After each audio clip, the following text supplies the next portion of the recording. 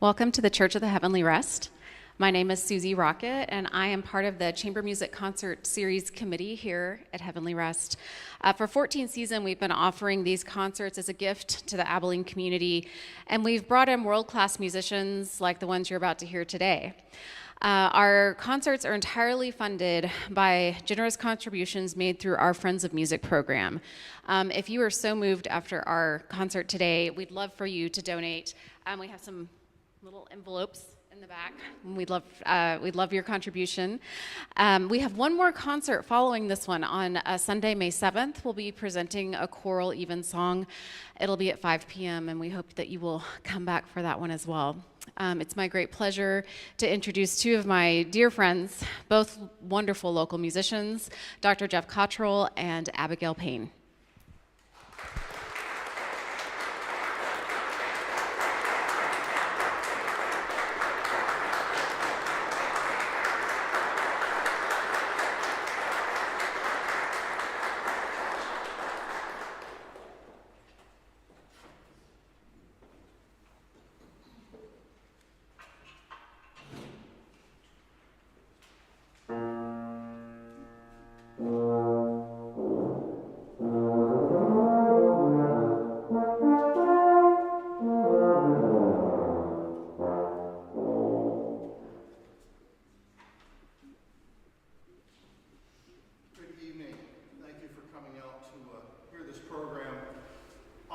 To make this somewhat of a lecture recital because I think you might enjoy the music. Oh, also, take two. All right. This is being live streamed, so I'm going to use the microphone. I'm going to make this a little bit like a lecture recital, so I think some people might enjoy the music more if they know a little bit of what to listen for. And so when I do the Mozart concerto, it's 3 movements long, as you see in your program, but I'm going to stop and talk about each movement. Now, the piece as a whole, Mozart wrote this when he was 18. What an amazing fellow. He makes me feel, I pale in comparison. I'm a composer myself. I have pieces published for jazz ensemble, concert band, tuba, euphonium, trombone ensemble. But I didn't write my first symphony when I was 6. This particular piece was written when he was first starting out in Salzburg as a court musician. It's his first concerto for a wind instrument. It's probably the most studied piece in the entire repertory for bassoon. Mozart wrote it as a commission, most likely from an aristocratic amateur bassoon player. He went on to write 2 more concertos for the instrument that we know of from, letters between him and his father, etc., but they've been lost. This is the only one that survives. Maybe one day one of those will be found. Nearly all bassoonists perform this piece at some stage in their career. If you're auditioning for a symphony orchestra or something, it's often requested that you play the first 2 movements of this piece. If there are any bassoon players in the audience that are offended by me playing on euphonium, I apologize. You can leave now. No hard feelings. One of the things that's neat about the first movement is prior to Mozart, Baroque period, early Baroque, the introduction to a concerto might be much more simple. They might even do something that we now call a ritornello, where they would play a theme, as it were, and then the soloist would come in, and then they would play that theme again after a pause, and you'd hear that several times. The introduction to Mozart's concerto for the bassoon sounds like we're about to hear an opera. You hear different themes, different textures, and then the soloist comes in after about 33 or 34 measures of the orchestra, as played by Abigail Payne, with 10 fingers over here trying to cover all the instruments. When you go ahead a little bit in history to Beethoven, his concertos don't start like that. He might start with the piano right off the bat, like, hey, this is all about me. Or maybe have the orchestra play a bit and then have a huge piano cadenza and then have the orchestra and then the piano play. But Mozart really gives this a nice introduction kind of like we're about to hear an opera, and maybe we are when I talk about the second movement. Here's the first movement of his concerto for bassoon.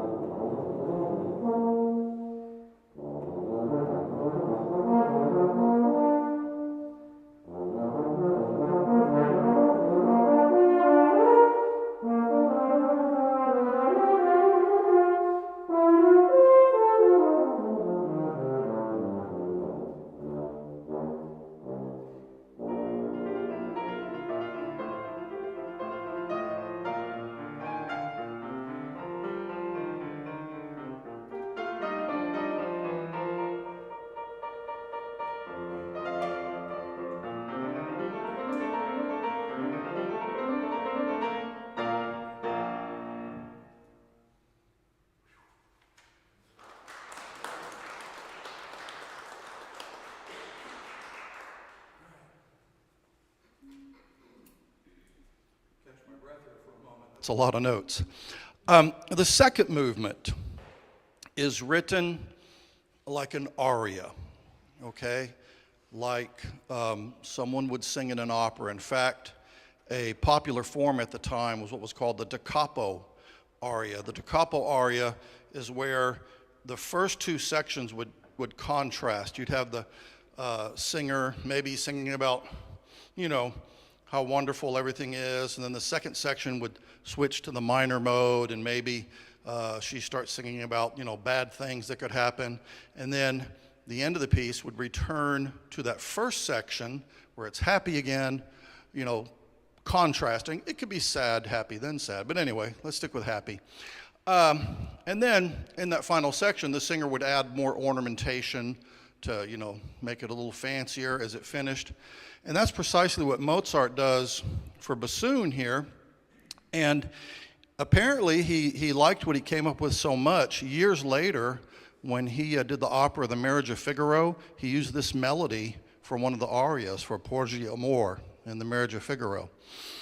But Mozart, being Mozart, when he repeats the beginning material in the last section, he doesn't just repeat it with ornamentation. He has to change key, maybe introduce a new melody. So one of the things I love about Mozart, he does the unexpected.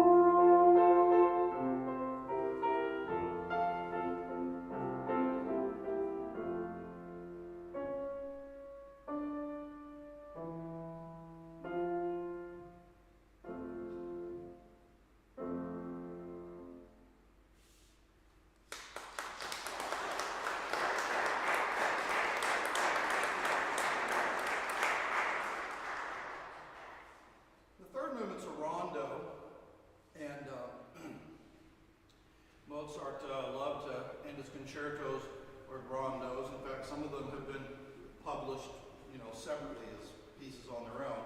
A rondo form is where you have an A theme, okay, the first theme, and then there's a B theme, and then there's an A theme, and then there's a C theme, and it goes A, B, A, C, A, like that. And so you hear this rondo theme that keeps returning, kind of like the ritornello theme I mentioned that you would hear in introductions to concertos to the first movement. But what he does with this one is kind of unique. He has the orchestra do the rondo theme, and the soloist doesn't join the orchestra with the rondo theme until the very end, okay? And I forgot to do that on the microphone. So what's unique about this is the orchestra, he starts with the rondo theme, he plays the B theme, the C theme, etc., and doesn't join the orchestra on the rondo theme till the very end. It makes it, I don't know, there's a sense of arrival and like the sun breaks through the clouds at that moment. I'll see if I can replicate the sun breaking through the clouds, if you'll help me, Abigail. All right, the rondo to the bassoon concerto.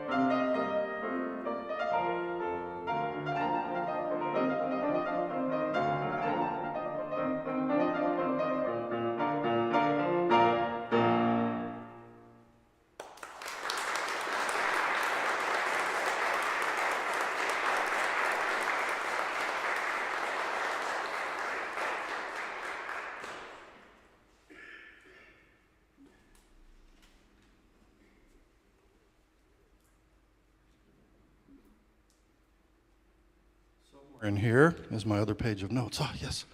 There we go. Thank you. Thank you very much. This next piece is much more modern. I think it's about 20 years old, maybe less than 20 years old. And it's by a Romanian composer, Vladimir Cosma. And it's the second movement of a concerto he wrote for euphonium, which was amazing when it came out, because what he's mainly known for in France is as a film composer for film and TV, and as a jazz composer. He's written things for Chet Baker, Toot Thielmans, Don Byas, Stefan Graffelli, Jean Luponte. Those are both famous French jazz violinists. He started violin and composition at the Bucharest Conservatory of Music and didn't arrive in Paris until 1963, and studied at the conservatory there with Nadia Boulanger. Anyone know who that is? If you were a big shot composer student in the 60s, you studied with Nadia Boulanger. And, but shortly after that, after touring as a concert violinist, soloist famous at the time, he devoted himself more and more to composing. And this piece that he wrote for euphonium, especially in the second movement, he uses, have you ever heard a piece by Rimsky-Korsakov, like Scheherazade, or some other Russian or East European composer? You wondered, what gives it that sound? How do I hear that and think, that was, written in the East? Part of it are the scales they use. And I just want to give you a quick little demonstration of a couple of these. He uses a scale that is a Romanian scale that we would call our diminished scale, or a, what do the jazzers call it? Anyway, it's a whole half diminished scale. I'm a jazzer, I should remember that. And it's taking a half step and then a whole step, a half step, then a whole step. Let me just play you one of these. Hopefully I won't blow it right into the mic.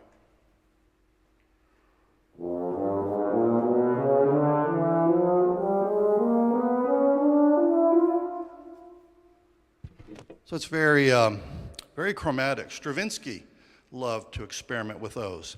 But the thing that really gives it that Romanian sound is a scale that he borrowed from the Ukrainian Dorian scale. It's similar to our harmonic minor scale. And you hear it several times in this piece. Here's an example of that.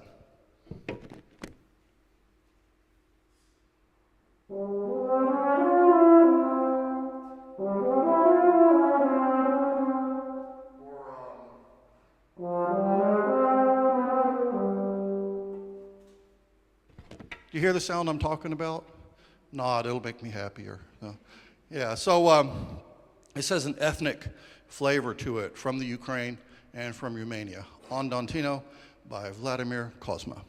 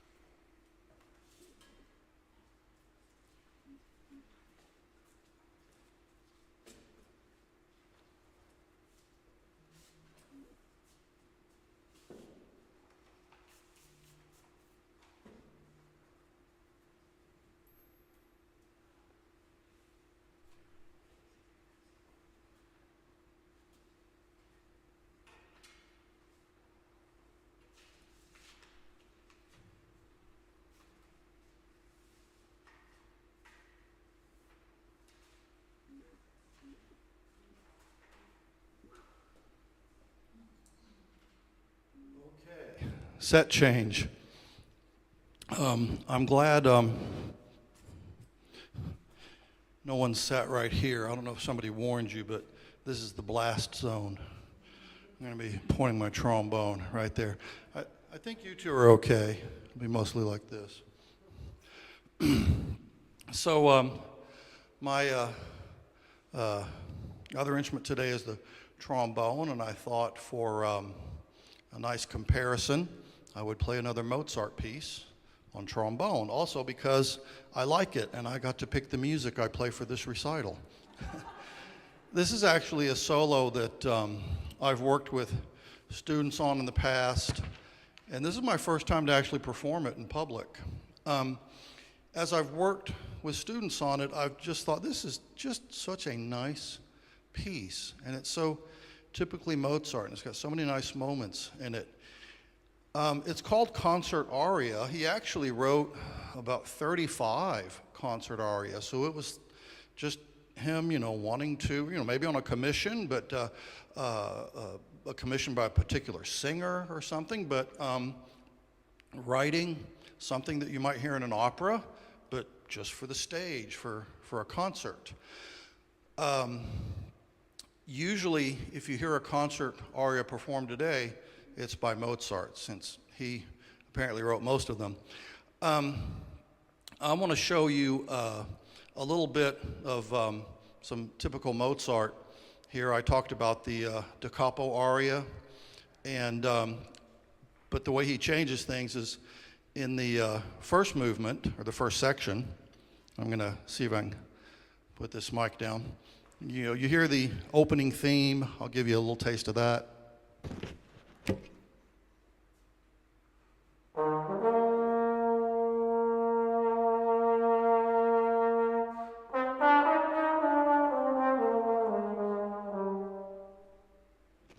Okay, so when you hear that come in again, towards the end of the piece, you know that it's the repeat, the da capo of the beginning.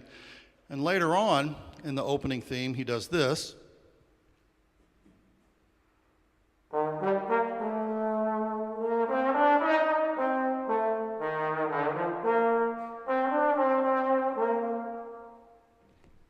But being Mozart, when that comes in again at the end, rather than embellishing it as a singer would have done with a standard da capo aria, he's like, nope, we're going to change key. So here's what he does at the end.